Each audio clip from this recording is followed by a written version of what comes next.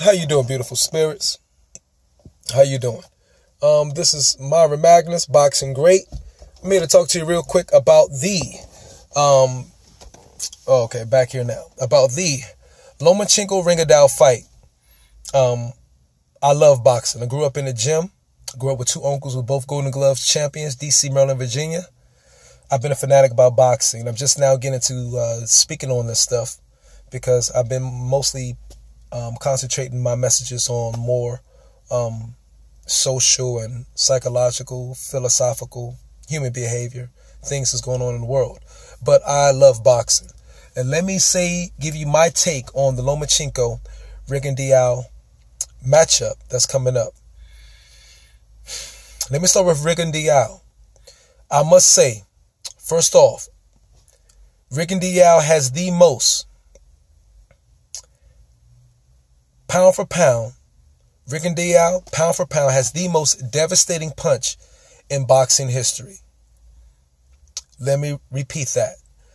Rigondeaux, okay, hopefully, maybe still at 37, has the most devastating, pound for pound, the most devastating punch in boxing history. That straight left is a smoking fucking bullet when it comes out. That straight left is a napalm bomb. That shit splits atoms. That joint is no joke. And I watch how he moves in his footwork. He's oftentimes very flat-footed. And a lot of times when he gets knocked down, I've seen off of a close in the break or separating from the break, he's caught flat-footed. And that's where he gets knocked down because of that. But he slides and glides well defensively while being mostly flat-footed. If you look at his feet, he's almost always flat-footed, even when he's sliding and gliding on defense, which is remarkable. Because by him always remaining flat-foot helps him also generate that magnificent power that he has, speed and power and accuracy with that straight left. And that straight left is extraordinary. Real talk. Lomachenko, extraordinary lateral movement and footwork. Lomachenko has extraordinary lateral movement and footwork. But he looks extraordinary as far as his lateral movement and footwork when he's been put up against boxers that don't have even close as amount of lateral movement and footwork as he has. So it makes him even look that much swifter, better.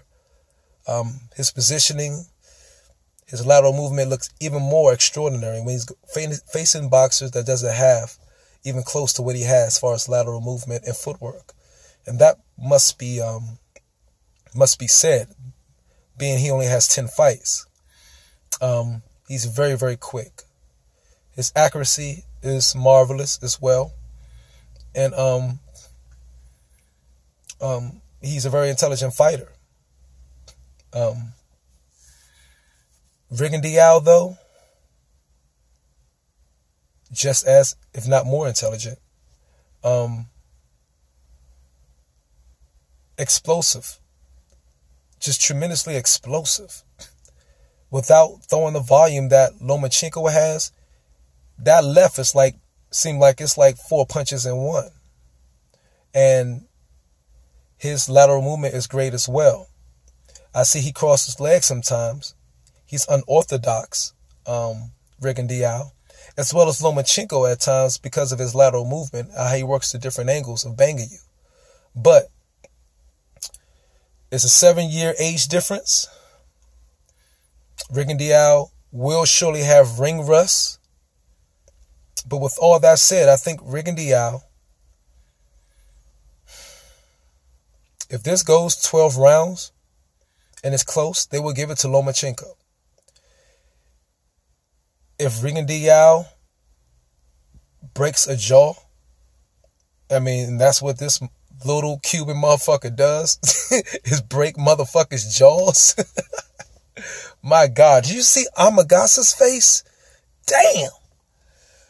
Rigondeaux his speed, his intelligence, I think can counter anything Lomachenko brings to him. And I do believe Rigondeaux wins this fight. I think Rigondeaux will have to drop him multiple times, though. If it's close and the punch stats are close in any little bit, I believe they're going to give it to Lomachenko. If Rigondeaux is able to drop this dude 2 or 3 times, even with the punch stats being close, and like bust his fucking face up, he going to have to get it. Because I say even the punch stats are close, but Rigondeaux still has the advantage. I still think Lomachenko will get the win, unfortunately. Yes, I'm calling the bullshit is going to happen. But if Rigondeaux blows this motherfucker out and breaks shits on his ass and puts him on his ass a few times, even and winning a slight punch stat numbers, you have to give it to him. That's the only way he's going to win this fight, unfortunately. Like he said in his tweet, he's fighting the system. He's not fighting just Lomachenko. He's fighting the system. And Top Rank is that system. And Bob Arum, has been in the system a long time. And he's just as dirty as motherfucking, how you want to call it, Don King. Pardon me, Bob Arum is just as fucking dirty. And now it's being exposed because he doesn't have a black man, Don King, for all the media blase to focus on him and try to denigrate his character and everything. You know what I'm saying? Or they can focus it all on Don King and, of course, give the white man his privilege is what he's going to get, even though he does the same trifling shit. I'm going for Rigondeaux. I like to say salute you personally to Guillermo. I salute you for being strong, brother, for standing up for what you believe in, steadfast. Okay, I do have a bias in this fight. I'm going for Rigondeaux. Okay, because what has happened to him the last 4 or 5 years in boxing world has been a travesty. And Bob Arum will show you how dirty he could be, turned on his own fighter. Skewing statistics and numbers and all this BS just to prove a point. I think it's pathetic that Lomachenko is, by some people, being ranked #1 pound for pound fighter in the world with only 10 fights. I don't give a fuck how many amateur fights he has. He hasn't deserved that. Not when you have people like Terrence Crawford, Andre Ward, and various other people undefeated with 30-plus wins who've proven themselves on a professional scale, how this motherfucker can outrank them. And Max Kellerman, I don't know what you two are doing, but, I mean, come on, get off the man's dick. Max Kellerman, I mean, you love Lomachenko's dick. I don't know what it is. Sorry, people, I'm not politically correct. But Max Kellerman, please get off of Lomachenko's dick. You know what I'm saying? He hasn't proved himself yet. I do not believe he's fought top-notch competition, Lomachenko. And that's why all of this shit is all so hype. I mean, it's also illusion wherever they choose. And it's illusion by the words. You know what I mean? I oftentimes watch fights, any sports or any type of athletics event without commentary.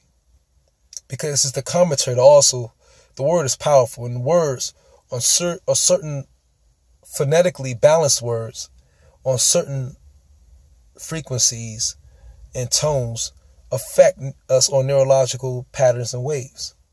If that makes sense to you. Am I looking in the right spot? Yeah, if that makes sense. So, don't listen to the commentary oftentimes. Trust your eyes, what you see and everything, and go with that. But Rigondeaux, beat the shit out of them and break a fucking jaw or two. One love.